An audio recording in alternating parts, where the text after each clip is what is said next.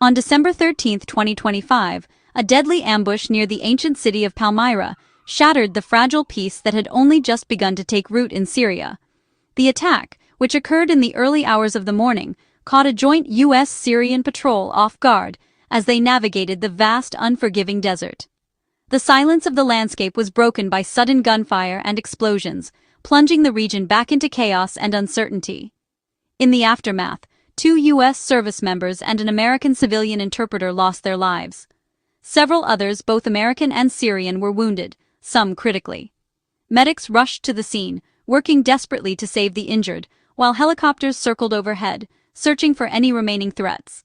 The loss was felt deeply, not only by the families of the fallen, but by the entire coalition working to rebuild Syria.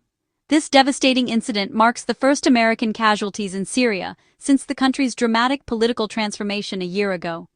For many, it was a grim reminder that despite recent progress, the dangers in Syria remain very real. The news quickly spread across military bases and through the media, prompting moments of silence and memorials for the fallen. The joint patrol was part of ongoing efforts to counter the lingering threat of the Islamic State and other extremist groups that continue to operate in the shadows. These missions, though routine, are fraught with risk, as militants exploit the instability and vast terrain to launch surprise attacks. The attack sent shockwaves from Damascus to Washington, D.C., prompting immediate and urgent reactions from both governments.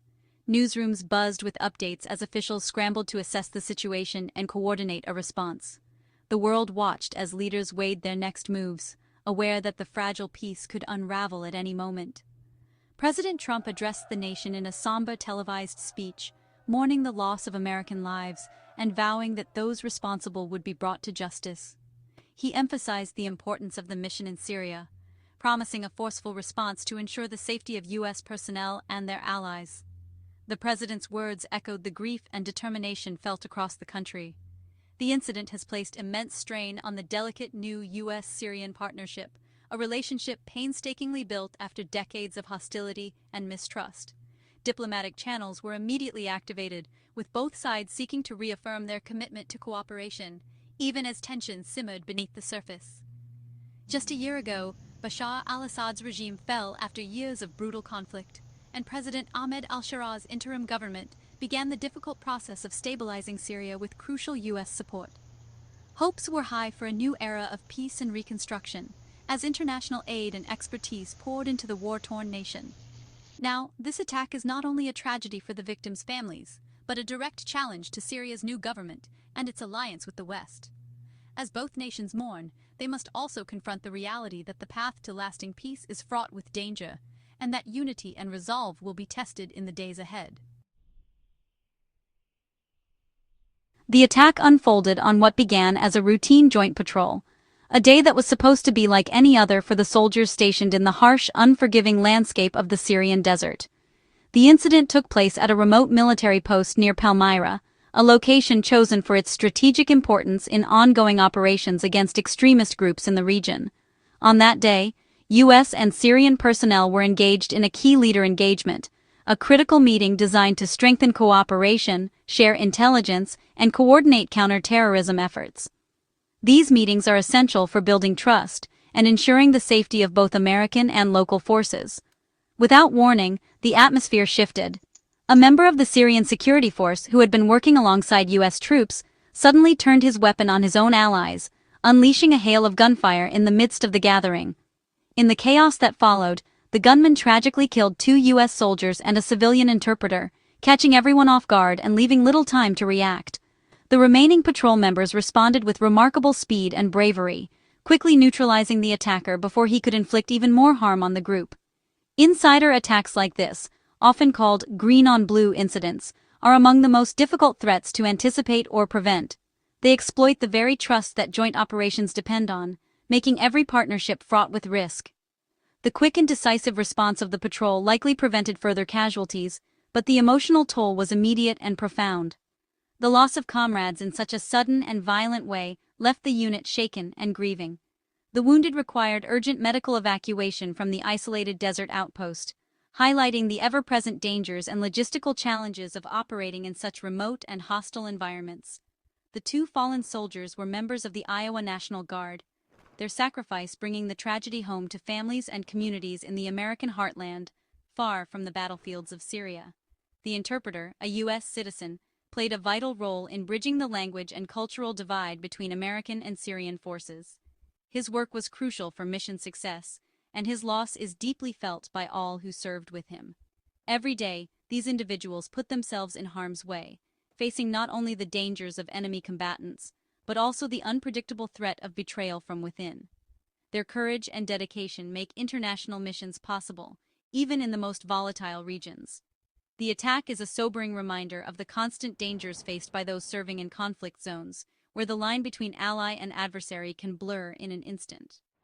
Ultimately, it's a stark reminder that trust, so painstakingly built, can be shattered in a moment, leaving behind grief, questions, and a renewed sense of vigilance among those who continue to serve. President Trump responded swiftly, expressing sorrow and anger over the loss. He called the victims three great patriots and promised decisive retaliation.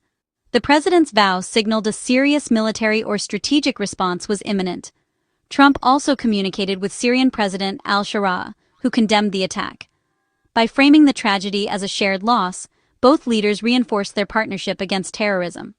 The administration's approach: mourn the fallen, promise justice, and preserve fragile diplomatic progress. Trump's message was clear: this act would not go unanswered. The world now watches for America's next move.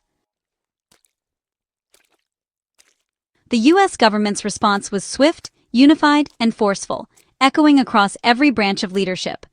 From the White House to Congress, officials spoke with one voice, condemning the attack in the strongest possible terms and vowing to take decisive action. Defense Secretary Pete Hegseth, standing before a packed press room, warned that anyone targeting Americans would be relentlessly pursued, no matter where they tried to hide. He emphasized that the U.S. military would not rest until those responsible were brought to justice, sending a clear message to adversaries around the world. At U.S. Central Command, officials confirmed the casualties and reiterated the ongoing counterterrorism mission in the region. They detailed the steps being taken to protect American personnel and allies, highlighting the complexity and danger of operations in Syria.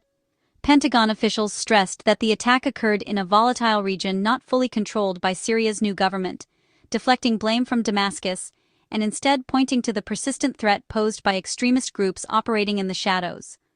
This narrative is crucial for maintaining the fragile alliance of coalition partners, ensuring that focus remains on the real enemy, the Islamic State. By reinforcing unity among international forces, the U.S. hopes to prevent fractures that could weaken the fight against terrorism. Back home, Iowa's governor and senator expressed heartfelt condolences, bringing the tragedy into sharp focus for local communities. Their words offered comfort to grieving families and reminded the nation of the personal cost of conflict abroad. These statements, echoed by leaders from both parties, unified the nation in grief and resolve. Across the country, Americans paused to honor the fallen, setting aside differences to stand together in a moment of national mourning. The message was unmistakable: America stands together in the face of loss. Communities rallied, holding vigils and unity marches, determined to show that the nation's spirit would not be broken by violence. Justice for the fallen will be pursued without hesitation, as the country honors their sacrifice and reaffirms its commitment to protect its people, both at home and abroad. Syria's transformation over the past year has been profound.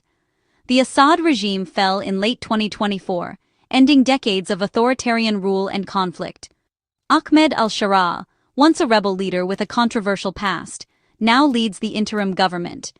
The U.S. removed his terrorist designation, betting on his commitment to govern and fight ISIS. The new government seeks stability and international reintegration, positioning itself as a partner against terrorism.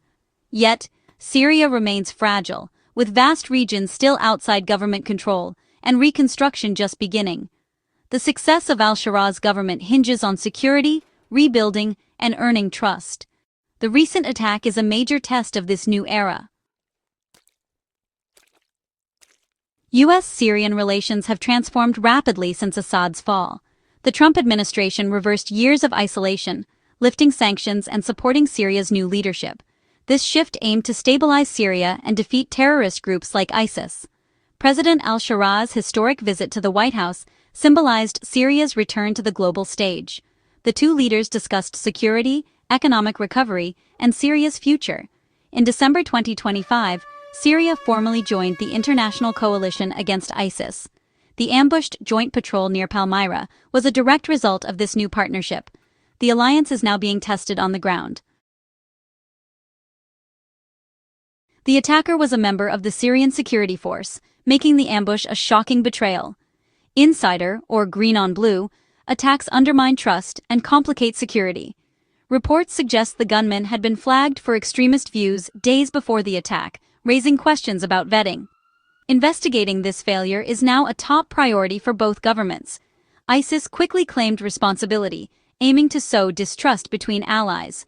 Such attacks are designed to weaken coalitions and disrupt joint operations. The tragedy highlights the constant risks of working with local partners in volatile regions. Though ISIS lost its territory in 2019, it remains a potent insurgency. Sleeper cells operate across Syria and Iraq, carrying out attacks like the one near Palmyra. The UN estimates 5,000 to 7,000 ISIS fighters remain active in the region. These militants exploit ungoverned spaces and local grievances to survive.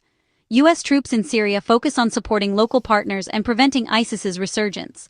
The recent attack proves ISIS can still strike high-profile targets. The fight against ISIS is far from over.